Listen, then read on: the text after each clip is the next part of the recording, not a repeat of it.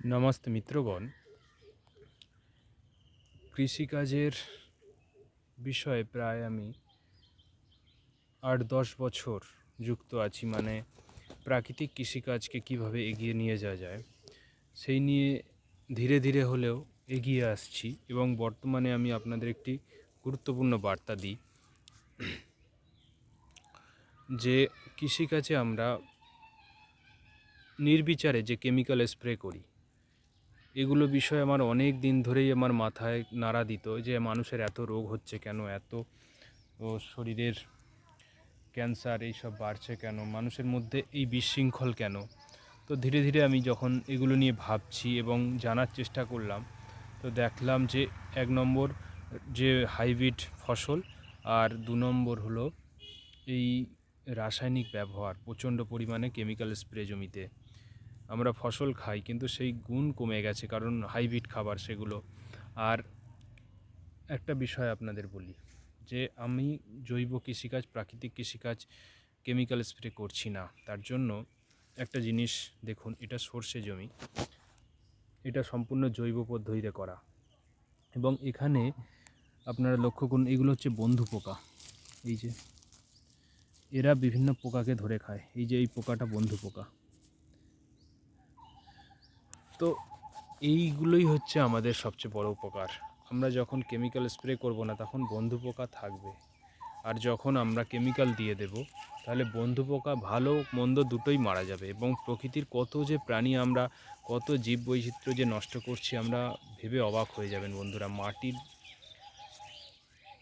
Carbon কমছে, তার সঙ্গে এই যে জীব বৈচিত্র্য ধ্বংস করে ফেলছি আমরা। প্রায় বিগত 10 বছরে মনে হচ্ছে, হিসাবটা দেখেছিলাম, প্রায় 50%-এর ওপর প্রজাতি লুপ্ত হয়ে গেছে। আমাদের কোনো সচেতনতা নেই। আমাদের বড় বড় ব্যবসায়ীরা, বড় বড় কোম্পানিরা মানুষকে এই বিষয়ে বলে না যে প্রকৃতির দূষণের মাধ্যমে লক্ষ লক্ষ কোটি কোটি মানুষ মারা যাচ্ছে। বায়ু দূষণ, বড় বড় কারখানার যে জল নদীতে মিশছে, গঙ্গার মতন নদী আজকে দূষিত হয়ে গেছে।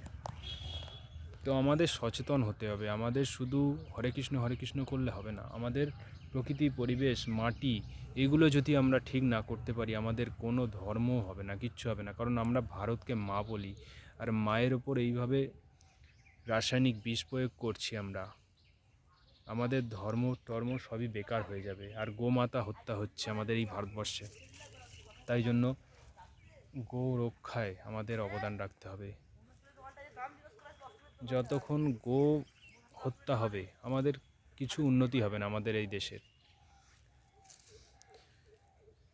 আর গোমাতা রক্ষা করতে পারলে, তার গোবর গোমূত্রকে আমরা সঠিকভাবে জমিতে দিতে পারলেই আমাদের এই মাটি বাঁচবে।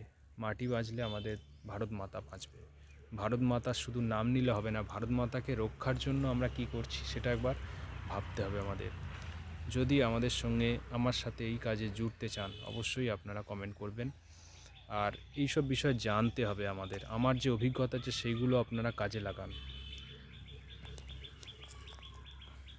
কৃষি হচ্ছে একটা আমাদের অর্থনীতির বড় মজবুত, ভারতবর্ষের কৃষি প্রধান দেশ। এবং এই কৃষিকে আমাদের সঠিকভাবে যদি আমরা করতে পারি, তাহলে এই যে চাকরি করছে আমাদের যুবকরা, চাকরির এত প্রয়োজন হয় না। আর যেহেতু আমরা কেমিক্যাল দিয়ে তৈরি করছি, বিদেশিরা গ্রহণও করছে না এগুলো, তাই ফসল বেশি হচ্ছে, ফসলের দাম পাচ্ছে না মানুষ, চাষিরা দিশেহারা হয়ে যাচ্ছে। তো বন্ধু পোকাকে বাঁচিয়ে আমাদের কৃষিকাজ করতে হবে কেমিক্যাল মুক্ত। বিভিন্ন ওষুধ তৈরির পদ্ধতি আমার কাছে আছে, আপনারা শিখতে চাইলে অবশ্যই কমেন্ট করবেন। জীবামৃত, ঘন জীবামৃত, সমস্ত কিছু আমি আপনাদের বলে দেব। নমস্তে।